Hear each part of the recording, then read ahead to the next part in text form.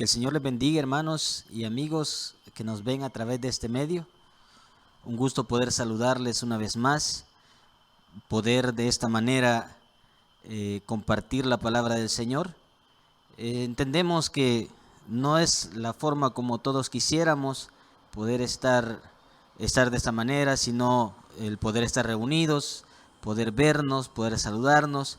Sin embargo, entendemos que las circunstancias que nos rodean, las cuales todos sabemos, es lo que nos tiene de esta forma. Sin embargo, entendemos que siempre hay una manera de cómo poder edificarnos en la palabra del Señor, y es así como queremos aprovechar este momento para compartir esta meditación de esta hora.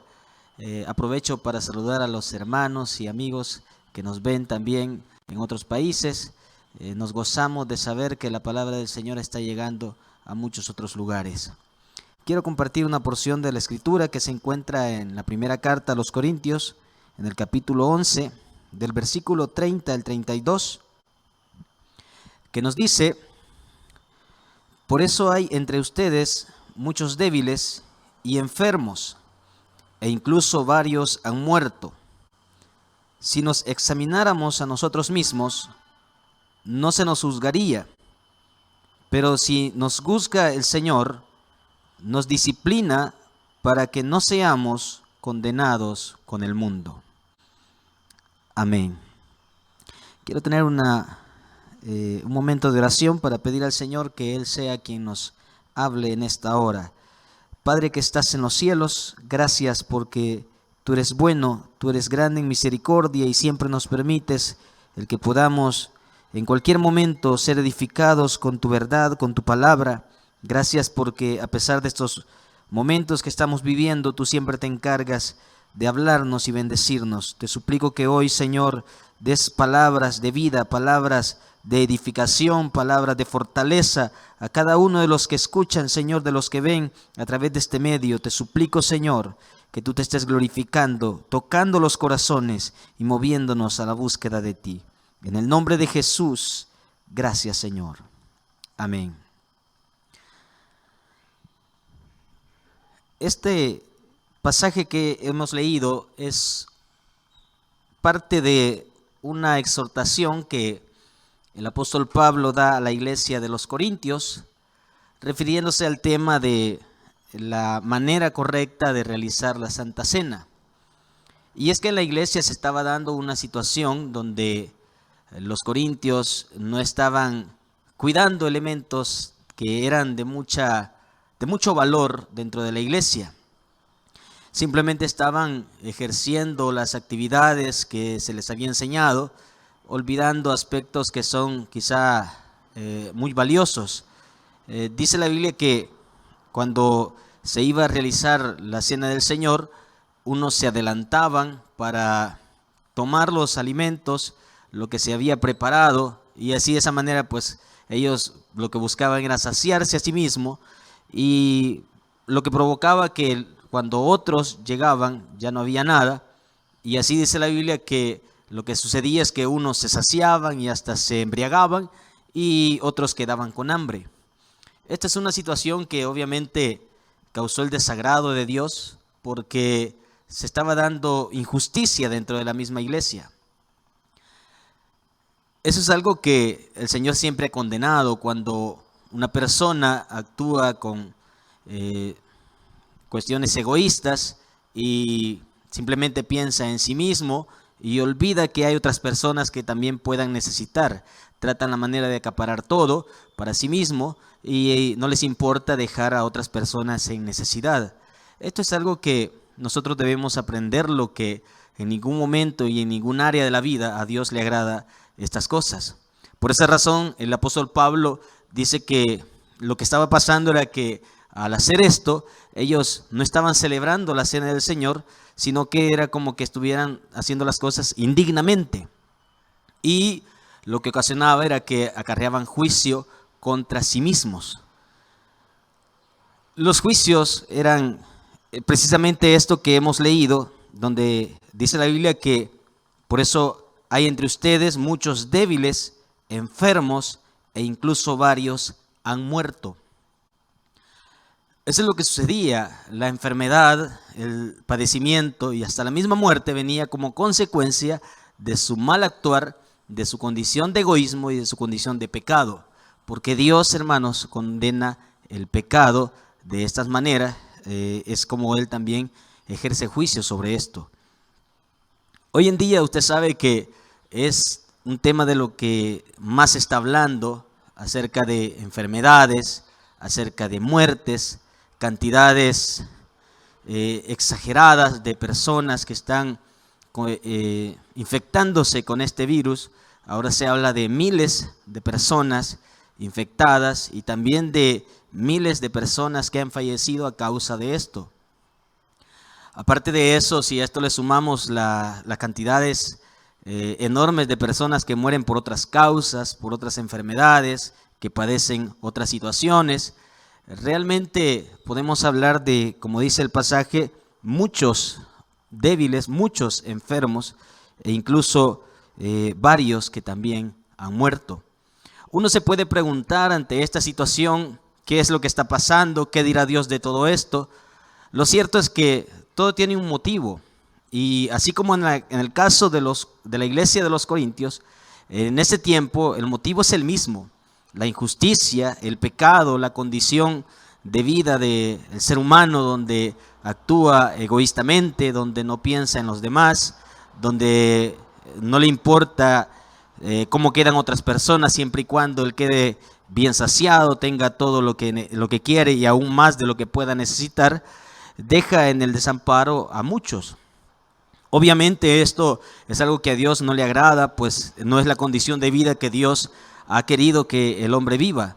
Por lo tanto, como consecuencia también viene esta clase de males. Sumado a esto, algo que debemos entender es que la misma Biblia lo declara, que por causa del pecado entró en el mundo también la enfermedad y la muerte.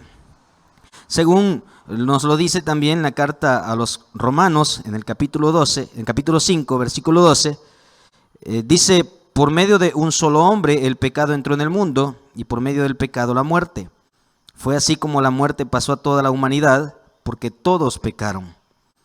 Dice que cuando el pecado entró en el hombre, también entró la muerte y todo lo que conlleva este mal. Así es que no podemos pensar que estas son cosas únicamente dadas por causa de Dios, por causa de las circunstancias. Debemos entender que el motivo por el cual estos males están llegando a la vida es por causa del pecado.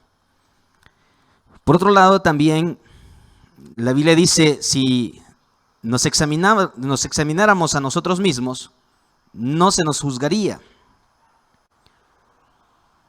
Esta parte también es muy importante porque a pesar de que la Biblia enseña el motivo del mal que se da en el mundo, también da la salida, da el remedio para este mal. Y es de que dice que debemos examinarnos a nosotros mismos para no ser juzgados. Dice así: si nos examinásemos a nosotros mismos, no seríamos juzgados. Este es un consejo que valdría la pena tomarlo, pero que lastimosamente no es algo que va con las personas. La gente normalmente cuando padece algún mal, cuando algo malo le llega, normalmente tiende a culpar a otras personas, a culpar circunstancias, a culpar otras cosas, y aún llega al punto de culpar al mismo Dios y decir por qué Dios permite esto. Lo cierto es que, como ya dijimos, no se trata de que Dios sea el culpable o que otros sean los culpables, sino de saber que esto es como consecuencia de nuestro propio mal. Y por eso es que la Biblia recomienda que lo que nosotros debemos hacer para quitar este mal de nosotros es examinarnos nosotros mismos. No examinar la condición de vida de otros, sino nuestra propia vida. Y de esa manera sacar el pecado que hay en nosotros por medio de un sincero arrepentimiento, un sincero reconocimiento a nuestra condición, entender que nosotros somos merecedores no solo de estos males, sino de mucho más.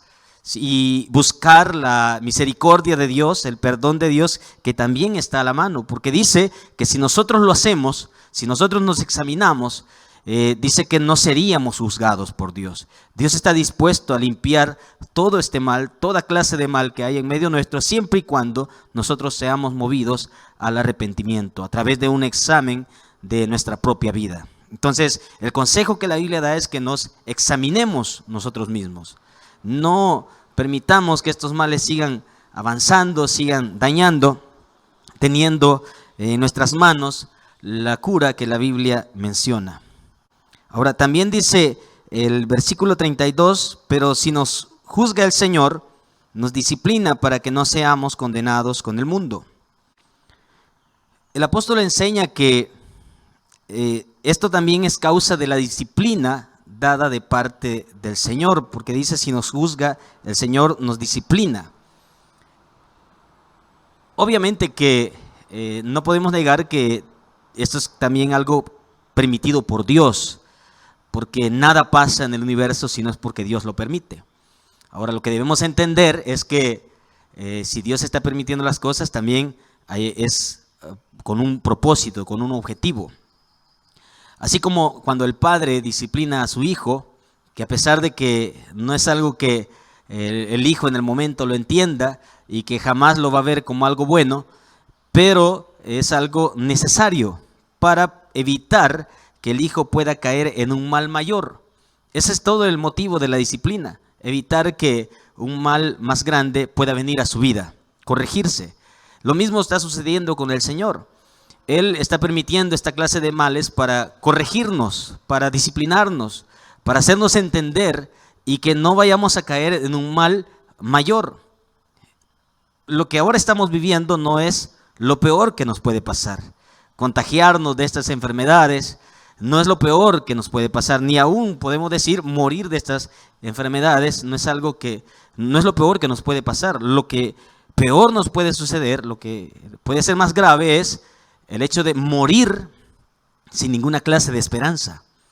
Morir y sufrir la eterna condenación. Y es de lo que Dios nos quiere librar. Por eso dice que si nos disciplina, lo hace para que no seamos condenados con el mundo.